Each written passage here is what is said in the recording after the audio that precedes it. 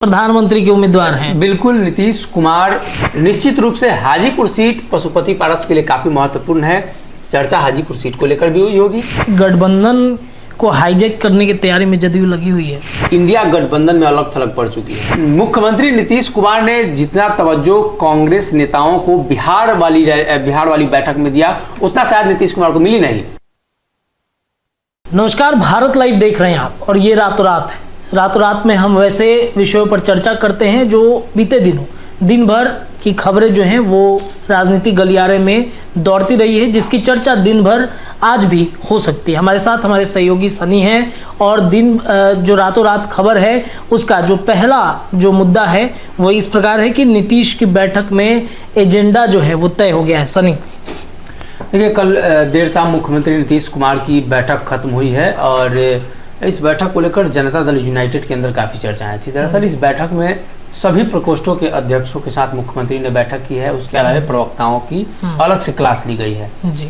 इस बैठक में ये तय हुआ जो निकल कर सामने आई कि आने वाले दिनों में भाजपा के दुष्प्रचार का जवाब कैसे देना है। उसके अलावे जो सभी प्रकोष्ठ के अध्यक्ष थे उनके साथ बैठक में ये तय हुआ कि जिस प्रकोष्ठ के वो अध्यक्ष हैं तो उस प्रकोष्ठ से जुड़े हुए जो लोग हैं जमीनी स्तर के या जो कार्यकर्ता हैं उन्हें कैसे एकजुट किया जाए और सरकार जो काम कर रही है वो उस काम को कैसे पहुंचाया जाए। इसके अलावा भी कई मुद्दों पर बातचीत हुई है। दरअसल जो अंदर खाने से खबर निकलकर सामने आ रही है, जहां पे इस बात को लेकर मुख्यमंत्री ने जोर दिया है कि आने वाले दिनों में जब भी वो चर्चा करे तो नीतीश कुमार की योजनाओं की चर्चा करे। दरअसल जदयू पहले भी ये कर चुकी है। जब भी इंडिया गठबंधन को लेकर चर्चा होगी तो नीतीश कुमार के नाम की चर्चा जरूर करनी है और नीतीश कुमार के जो द्वारा जो किए गए हैं बिहार में काम, जिसे केंद्र सरकार ने अपनाया है, नल जल योजना जैसी कई ऐसी महत्वपूर्ण योजनाएं हैं जिसे केंद्र सरकार ने सराहा है और अलग प्रारूप में उसे लागू भी किया है देश के कई राज्यों में। तो उन योजनाओं को ज्यादा प्राथमिकता देनी है ताकि इंडिया गठबंधन के उन नेताओं को ये संदेश जाए कि नीतीश कुमार मजबूत है। नीतीश कुमार ने जो काम किया है वो कहीं ना कहीं इस गठबंधन का मुद्दा होना चाहिए, इसलिए कि डायरेक्ट रूप से जो नेता हैं वो मानने के लिए नीतीश कुमार के फैसलों को तैयार नहीं है। कई बार देखा गया है कई फैसलों को लेकर अभी भी असहमति है। तो कहीं ना कहीं पार्टी के नेताओं को स्पष्ट संदेश दिया गया है। तो इसका मतलब ये तो नहीं हो सकता है कहीं कि जो एनडीए में जाने की चर्चाएं जो चल रही थी उस पर भी तो हो सकता है अंदर खाने में बातचीत हुई होगी। बिल्कुल, कई बार जब चर्चाएं चलती है तो पार्टी के नेताओं से इस बारे में फीडबैक लिया जाता है। और जब पिछली बार बैठक हुई थी तो मुख्यमंत्री फीडबैक ले रहे थे कि अगर अभी चुनाव होते हैं राज्य के अंदर विधानसभा के तो जदयू की क्या स्थिति है। और कहीं ना कहीं ये भी फीडबैक था कि जनता के बीच इसका क्या मैसेज जा रहा है, क्या रिएक्शन आ रहा है जब नीतीश कुमार की वापसी की खबरें आ रही है। तो तमाम मुद्दों को लेकर जो प्रवक्ता हैं उनसे मुख्यमंत्री ने बातचीत की है और प्रकोष्ठ के अध्यक्षों को एक अलग दायित्व दिया गया है कि जिस भी प्रकोष्ठ के वो हैं उससे जुड़े हुए जो लोग हैं उन्हें अधिक से अधिक पार्टी में जोड़ना है। और कहीं ना कहीं इसे ऐसे भी देख सकते हैं कि पार्टी को आगे बढ़ाने को लेकर जो आर्थिक रूप से पार्टी को मजबूत कर रहा है तो प्रकोष्ठ के अध्यक्षों को ये भी जिम्मेदारी कहीं ना कहीं मुख्यमंत्री, जैसा कि आपने बताया इंडिया गठबंधन में की जब भी बात हो तो जदयू और नीतीश कुमार के जो कार्यकाल हैं उनकी चर्चा जरूर होनी चाहिए। तो ये संदेश इंडिया गठबंधन को भी देना है कि नीतीश ही प्रधानमंत्री के उम्मीदवार हैं। बिल्कुल, नीतीश कुमार मजबूत हैं ये संदेश देना है। डायरेक्ट रूप से तो नहीं कह सकते हैं कि प्रधानमंत्री के उम्मीदवार हैं, लेकिन जब नीतीश कुमार के कामों को दिखाएंगे, जैसे विकास मॉडल, बिहार का विकास मॉडल दिखाएंगे तो आप रूपी एक छवि बनेगी मुख्यमंत्री की कि अच्छे चेहरा है, मजबूत चेहरा है। तो कहीं ना कहीं यही वो बातें हैं जिसको लेकर आसपास के जो राज्य है वहां पे मुख्यमंत्री प्रचार करने जाएंगे, पूरे देश से प्रचार करने जाएंगे। तो पहले से जब ये चर्चा में बातें रहेंगी तभी मुख्यमंत्री उसका जिक्र बड़े मंचों पर कर पाएंगे। चलिए, दूसरा जो टॉपिक ये है कि तेजस्वी यादव यात्रा पर निकलने वाले हैं। तमाम जो बिहार के संसदीय क्षेत्र हैं जो 2024 का चुनाव है उसके लिए प्रचार करने निकल रहे हैं। पिछले साल जब तेजस्वी यादव की सरकार नहीं बनी थी उस समय एक चर्चा थी कि तेजस्वी यादव एक बड़ा रथ मंगा रहे हैं और वो रथ राबड़ी आवास में बनकर आ भी चुका था। स्टिकरिंग किया गया था, बेरोजगारी से संबंधित था, बेरोजगारों को लुभाने से संबंधित था, लेकिन वो रथ अब दिख नहीं रही है।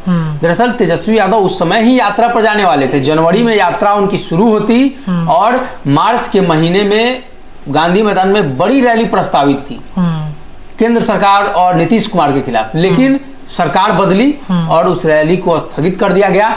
तो अब आने वाले दिनों में तेजस्वी यादव बिहार यात्रा पर जा रहे हैं। बिहार के सभी जिलों का दौरा करेंगे, कार्यकर्ताओं से मुलाकात करेंगे। लालू प्रसाद यादव की जो एक्सेप्टेबिलिटी थी उसे तेजस्वी यादव पाना चाहते हैं और लालू की मौजूदगी में संभव है।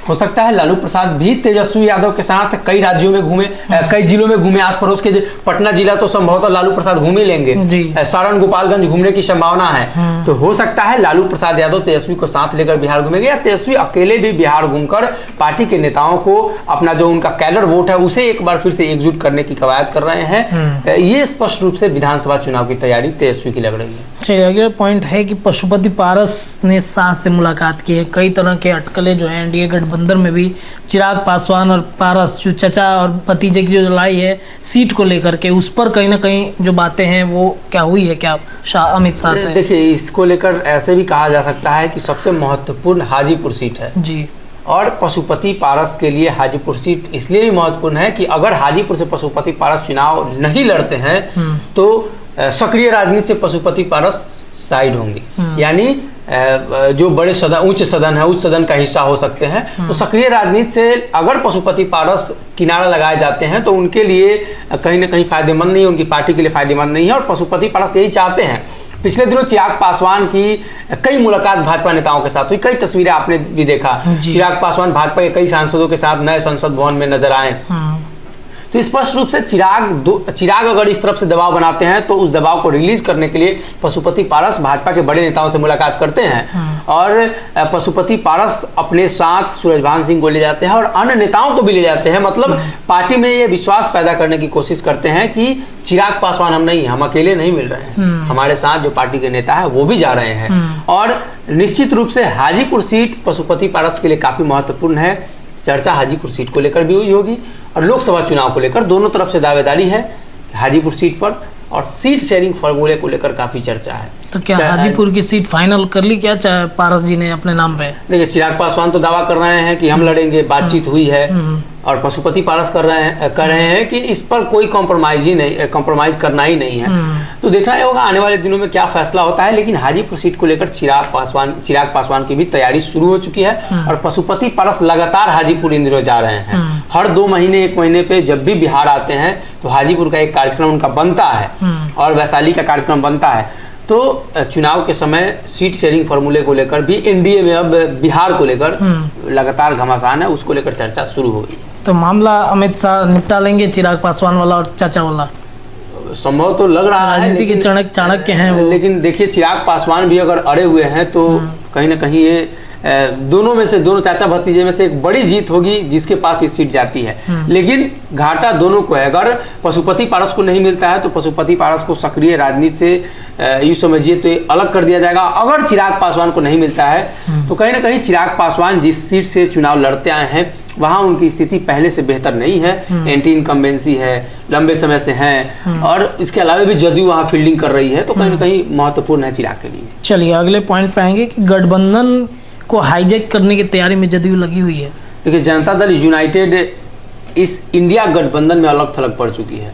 हम ऐसा इसलिए कह रहे हैं कि पिछले 2 बैठकों को अगर आप देखेंगे तो मुख्यमंत्री के लिए जो है अनुकूल परिस्थिति नहीं रही है। सीएम बेंगलुरु की बैठक में जाते हैं, जल्दी लौट आते हैं। हालांकि सीएम ने जिक्र किया कि बिहार में कई काम होते हैं, कुछ शिलान्यास, कभी उद्घाटन, तो इन कामों को लेकर उस समय राजगीर में मुख्यमंत्री का एक कार्यक्रम चल रहा था, लौटे थे, राजगीर चले गए थे, तो सीएम ने इसका जिक्र किया था। लेकिन मुख्यमंत्री नीतीश कुमार ने जितना तवज्जो कांग्रेस नेताओं को बिहार वाली बैठक में दिया उतना शायद नीतीश कुमार को मिली नहीं। उसके अलावा लालू प्रसाद यादव और सोनिया गांधी, माफ कीजिएगा राहुल गांधी की एक मटन वाली जो है वीडियो वायरल होती है, राजनीतिक रेसिपी बना रहे थे, तो कहीं ना कहीं वो भी काफी महत्वपूर्ण है, माफ कीजिएगा लालू प्रसाद यादव और राहुल गांधी की तरफ से। लेकिन नीतीश कुमार मुंबई वाली बैठक में जब जाते हैं सब कुछ स्पष्ट होता है, तो ये तो सब कुछ साफ हो जाता है कि आने वाले दिनों में जनता दल यूनाइटेड की स्थिति क्या है। ललन सिंह की निष्क्रियता यह बता रही है कि ललन सिंह जिन वादों को करके मुख्यमंत्री के सामने आए थे या उन्हें जो भरोसा था वो अभी तक नहीं मिल रहा है। इसलिए कि संजय झा ने जिक्र किया है कि सीट शेयरिंग पर अक्टूबर में बातचीत होनी थी, यानी कांग्रेस जो है कर्नाटक चुनाव के बाद कहा जा रहा था कि कर्नाटक चुनाव के बाद काफी महत्वपूर्ण हो जाएगा इंडिया गठबंधन। कर्नाटक चुनाव के बाद कांग्रेस का आत्मविश्वास बढ़ा है और ऐसे में कांग्रेस क्षेत्रीय पार्टी को ज्यादा भाव देना नहीं चाहती है। अगर क्षेत्रीय पार्टी के तौर पर नीतीश कुमार को कांग्रेस भाव देगी तो अन्य राज्यों में भी कई क्षेत्रीय पार्टी है। झारखंड की बात कर लेते हैं, हेमंत सोरेन काफी मजबूत है, सरकार में है, तो वो उन सभी राज्यों में कांग्रेस को काफी परेशानी होगी। ऐसे में कांग्रेस इन चीजों को देर तक खींचना चाहती है ताकि ऐन मौके पर जल्दी जल्दी में सब कुछ किया जा सके। लेकिन नीतीश कुमार पहले से ही दबाव बना रहे हैं और संजय झा ने जिक्र किया है कि जो रैलियां होनी है पटना में भी होगी, पटना में भी होगी, मतलब अन्य राज्यों में होगी तो पटना में भी होगी। अन्य राज्यों में चुनाव होगा, अन्य राज्यों में कांग्रेस को फायदा होगा, जहां कांग्रेस पूर्ण रूप से सरकार बना सकती है, तो बिहार में भी नीतीश को फायदा चाहिए। और ऐसे में जब बिहार में रैली होगी तो इस गठबंधन की जो चाबी है वो नीतीश कुमार के पास बिहार के लिए तो रहेगी। इसलिए कि जब शुरुआत बिहार से हुई थी तो मजबूत स्थिति में नीतीश थे और एक बार फिर से नीतीश चाहते हैं कि बिहार में उस रैली को खींच कर लाया जाए ताकि मजबूती से एक बार फिर से उस गठबंधन में अपनी धाक को, अपनी उपस्थिति को बढ़ाया जा सके। इंडिया गठबंधन भी तैयारी में है कि पटना में जो रैली किया जाए। कांग्रेस के अध्यक्ष हैं, प्रदेश अध्यक्ष अखिलेश प्रसाद सिंह, उन्होंने कह दिया कि भाई इंडिया गठबंधन का रैली जो है हम अपने तरफ से करेंगे पटना में। देखिए यही तो चीज है, कांग्रेस ने जब कहा कि अपने तरफ से करेंगे तो फिर नीतीश कुमार की जो निष्क्रियता है, नगनता है, वो दिख जाएगी। कांग्रेस जैसी पार्टी जहां बिहार में विधायक के तौर पर कांग्रेस के पास 19 विधायक है, जदयू के पास 40-45 विधायक है, तो जदयू तो बिहार में बड़ी है ना, राजद के पास उससे ज्यादा विधायक है। अगर सबसे छोटी पार्टी बिहार में अगर रैली करने जाती है तो नीतीश कुमार और तेजस्वी यादव, इनके वोट बैंक और कहीं ना कहीं इनका जो प्रभाव है उसको लेकर भी असर पड़ सकता है। और अगर कांग्रेस रैली करती है तो कांग्रेस के बड़े नेताओं को प्रमुखता से जगह दी जाएगी। अगर नीतीश कुमार रैली करते हैं तो नीतीश कुमार की तस्वीरें सबसे बड़ी होगी। तो यही वजह है कि नीतीश चाहते हैं कि इस रैली को वो कराएं ताकि जो राजनीतिक फायदा हो, वोट बैंक का, मतलब जो पार्टी रैली कराएगी उसके मुखिया की तस्वीर आगे रहेगी, सबसे बड़ी तस्वीर, सबसे बड़ी तस्वीर रहेगी। चलिए, तो रातों रात में इन तमाम मुद्दों पर हमने चर्चा कर लिया जो दिन भर के राजनीतिक गलियारे में कहीं ना कहीं केंद्रित रहेंगी। इन चर्चाओं पर सबकी निगाहें जो हैं वो टिकी रहेंगी। रातों रात में इतना है, ऐसे ही तमाम खबरें लगातार हम आपको दिखाते रहेंगे। देखते रहिए भारत लाइव। बहुत बहुत धन्यवाद। अगर ये वीडियो पसंद आई और वह बिहार के राजनीति और बिहारियत से सरोकार रखेनी तो सब्सक्राइब बटन दबा के चैनल के सब्सक्राइब कर ली। ओजे एगो घंटी बा, ओकरा बटन दबा देला से कुल सटीक और मारक खबर रुआ मुफ्त में मिल जाई। अगर रुआ पत्रकारिता के हमनी के नया प्रयोग में सहयोग कर चाहतानी तो ज्वाइन बटन दबा दी। पेटीएम नंबर नोट कर ली 9386816700। धन्यवाद।